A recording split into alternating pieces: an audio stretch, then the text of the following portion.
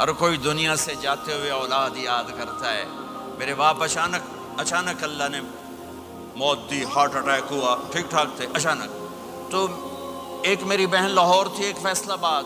تو میرے باپ آخر وقت تک کہتے رہے میری بیٹیاں تو بلا دو، اور میری دھیاں تو لے آؤ، اور میری دھیاں تو ملا دیو، میری بچیاں تو ملا دیو. اور یہ کہتے کہتے دنیا سے چلے گئے. ہر آدمی موت کے وقت یہی کچھ کرتا ہے. میرے نبی دنیا سے جا رہے ہیں، دنیا سے جانے کا وقت ہے. 12 ربیع الاول ہے، پیر کا دن ہے، 7 جون ہے، 11 ہجری 633 عیسوی. جبریل نے آ کے صبح آپ نے ساری بیگمات کو بلایا، رخصت فرمایا، ملاقات کی. بیٹے کو بلایا، کان میں کہا میں جا رہا ہوں. وہ رونے لگی، کرو نہیں، سب سے پہلے تیری میری ملاقات ہو گئی. 6 ماہ بعد بیٹی بھی پہنچ گئی باپ کے پاس. پھر داماد کو بلایا، ان کا سر اپنی گود میں رکھا، کمر پہ ہاتھ پھیرا، دعا دی، رخصت فرمایا. آخر میں اپنی آنکھوں کی ٹھنڈک کو بلایا. کون؟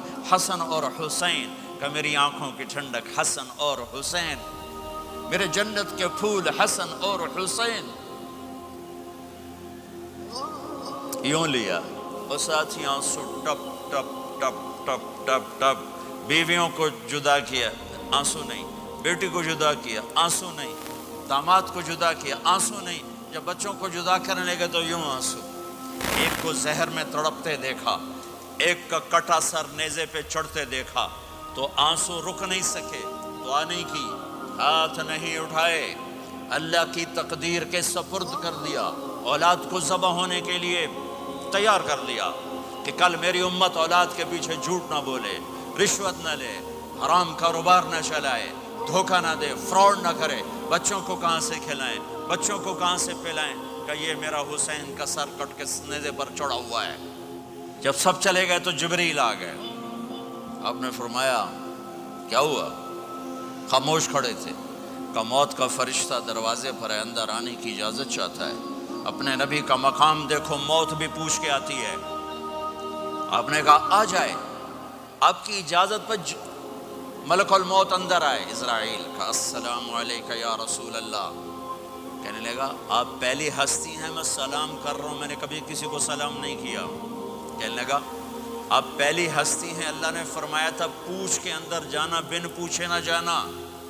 پھر کہنے لگے آپ پہلی ہستی ہیں، اللہ نے فرمایا آنا چاہیں تو لے آنا، رہنا چاہیں تو چھوڑ کے آ جانا. ہاں، یہ وہ دربار رسالت ہے جہاں موت بھی پوچھ کے آتی ہے. آپ نے فرمایا میں اجازت دے دوں میری جان نکالو گے؟ کہا جی نکالوں گا. آپ نے یوں جبریل کو دیکھا، کیا کہتے ہو، جاؤں یا رہ جاؤں؟ جبریل نے کہا اللہ آپ کی ملاقات کے شوق میں ہیں، فیصلہ آپ کریں گے. ہاں یہ بات سنانا چاہتا تھا اگلی. آپ نے کہا اچھا جاؤ، پہلے اللہ سے پوچھ کے آؤ میرے بعد میری امت کے ساتھ کیا کرے گا. میرے بچوں کے ساتھ یہ ساری مائیں، میرے بچے میرے بچے میرے بچے میرے بچے.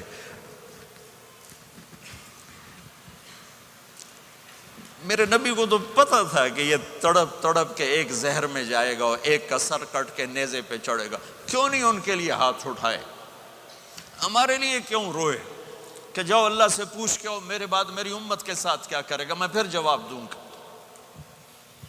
جبریل واپس گئے، موت کا فرشتہ کھڑا ہوا ہے. جواب آیا یا رسول اللہ آپ کا رب کہہ رہے ہیں آپ کی امت کو تنہا نہیں چھوڑوں گا.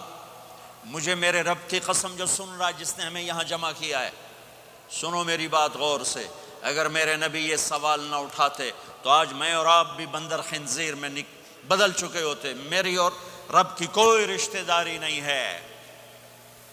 اس امت نے وہ سب کچھ کر دیا جو پہلی امتوں نے کیا، لیکن کون ہے جس نے عذابوں کو روکا ہوا؟ وہ میرے نبی کے آنسو، میرے نبی کی آہیں، میرے نبی کی دعائیں، میرے نبی کی فریادیں، میرے نبی کی تڑپ، میرے نبی کا رونا، میرے نبی کا پیٹ پہ پتھر باندھنا. اس نے روک دیا. کوئی نبی جاتے ہوئے امت کے لیے نہیں رویا. واحد نبی ہیں جو جاتے ہوئے امت کے لیے روئے، میری امت میری امت میری امت.